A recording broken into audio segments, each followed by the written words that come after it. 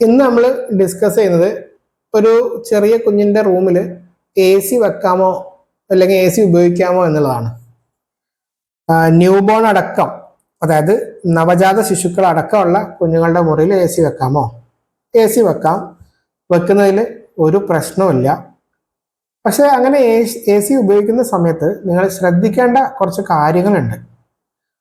ഒന്നാമത്തെ കാര്യം, A C 25 ഡിഗ്രിക്കോ അതിന് മുകളിലോ ആയിരിക്കണം വെക്കേണ്ടത്.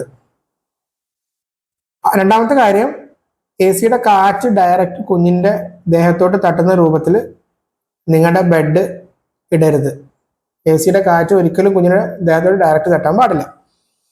മൂന്നാമത്തെ കാര്യം, പലപ്പോഴും നിങ്ങൾ ടൈമർ ഉപയോഗിച്ച് എ സി ഉപയോഗിക്കുന്നതായിരിക്കും ഏറ്റവും നല്ലത്. അതായത് 2-3 മണിക്കൂറിലോട്ടൊക്കെ എ സി ഇട്ട് റൂം ഒന്ന് കൂളായി കഴിഞ്ഞാൽ വേണമെങ്കിൽ ഓഫ് ആക്കാം. പക്ഷെ അത് നിർബന്ധമൊന്നുമില്ല. 25ന്റെ മേലൊക്കെ ആണെന്നുണ്ടെങ്കിൽ ഫുൾ ടൈം ഇട്ടാലും വലിയ കുഴപ്പമുണ്ടാവില്ല. നാലാമത്തെ കാര്യം, ഈ എ സിയുടെ ക്ലീനിങ്ങുമായി ബന്ധപ്പെട്ടതാണ്. ഈ കുഞ്ഞുങ്ങളുള്ള റൂമിലെ എ സി ഒന്ന് ഫ്രീക്വൻ്റ് ആയിട്ട്, എന്ന് പറഞ്ഞാൽ ഡെയിലി ഒന്നും വേണ്ട, വീക്ക്ലി 2 വീക്സിലൊക്കെ കൂടുമ്പോഴെങ്കിലും അതിൻ്റെ ഉൾവശം പുറത്തോട്ട് കാറ്റ് വരുന്ന ഭാഗം ഒന്ന് ക്ലീൻ ചെയ്യുന്നത് നല്ലതായിരിക്കും. അടുത്തൊരു കാര്യം, കുഞ്ഞിൻ്റെ ഡ്രസ്സിങ് ആണ്. അപ്പം എ സി ഉള്ള മുറിയിൽ ഒരു കുഞ്ഞിനെ കിടത്തുമ്പോൾ ഫുൾ ബ്ലാങ്കറ്റ് ഫുൾ കവർ ചെയ്യേണ്ട ആവശ്യമൊന്നുമില്ല. പക്ഷെ ഫുൾ സ്ലീവ് ഉള്ള ഒരു സിമ്പിൾ ഡ്രസ്സ് ഇട്ട് കൊടുക്കാൻ ശ്രമിക്കണം, പ്രത്യേകിച്ച് ചെറിയ കുഞ്ഞുങ്ങളാണെങ്കിൽ. പക്ഷെ അവിടെയും തലയും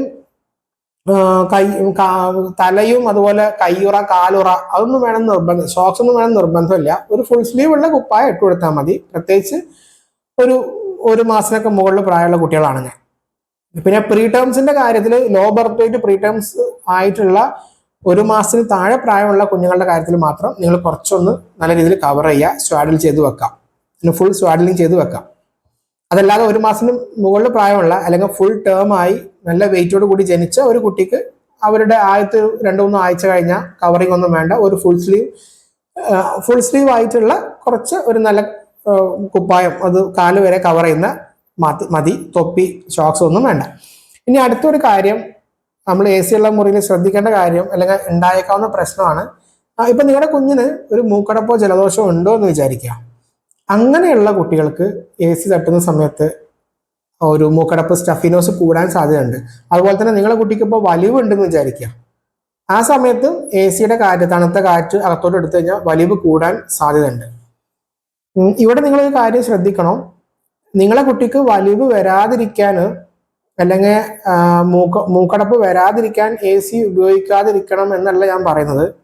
മൂക്കലിപ്പോ വലിവോ നിലവിലുള്ള കുട്ടികൾക്ക് ആ വലിവ് മൂക്കലിപ്പ് ഉള്ള ദിവസങ്ങളിൽ എ സി വേണ്ടെന്നേ പറയുന്നുള്ളൂ. അല്ലാണ്ട് അവർക്ക് തീരെ വേണ്ടതല്ല. ആ അസുഖം മാറിക്കഴിഞ്ഞാൽ അവർക്ക് ഉപയോഗിക്കാം. അതുപോലെ ഒന്നാണ്, ഡ്രൈ സ്കിൻ ഉള്ള കുട്ടികൾക്ക് എ സി ഉള്ള മുറിയിൽ ഹ്യൂമിഡിറ്റി കുറവായതുകൊണ്ട് തന്നെ ഡ്രൈ സ്കിന്നിന് കുറച്ച് ഒന്ന് ബുദ്ധിമുട്ടാവാൻ സാധ്യതയുണ്ട്.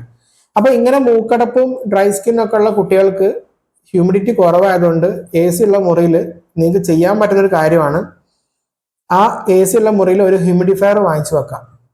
നിങ്ങൾ കിടക്കുന്നതിന് തൊട്ടടുത്തായിട്ട് ഹ്യൂമിഡിഫയർ വാങ്ങിച്ചു വെക്കാം. അത് കുഞ്ഞിന് ഒരു പരിധി വരെ ഈ പ്രശ്നങ്ങൾ ഒഴിവാക്കാൻ സാധിക്കും. പക്ഷെ വലിവുള്ള കുട്ടിയാണെന്നുണ്ടെങ്കിൽ, ഇപ്പൊ ശ്വാസമുട്ടലുള്ള കുട്ടി വലിവുള്ള കുട്ടിയാണെന്നുണ്ടെങ്കിൽ അതിന് ഹ്യൂമിഡിഫയർ വെച്ചുകൊണ്ട് കാര്യമില്ല. അതിന് ആ വലിവ് മാറുന്ന അത്രയും ദിവസം എ സിയിൽ അല്ലാതെ കിടത്ത് തന്നെ വേണം. ഇപ്പൊ മനസ്സിലായല്ലോ ഒരു കുഞ്ഞിന്റെ റൂമിൽ എ സി വെക്കാൻ പറ്റുമോ ഇല്ലേ എന്നുള്ള കാര്യങ്ങളൊക്കെ.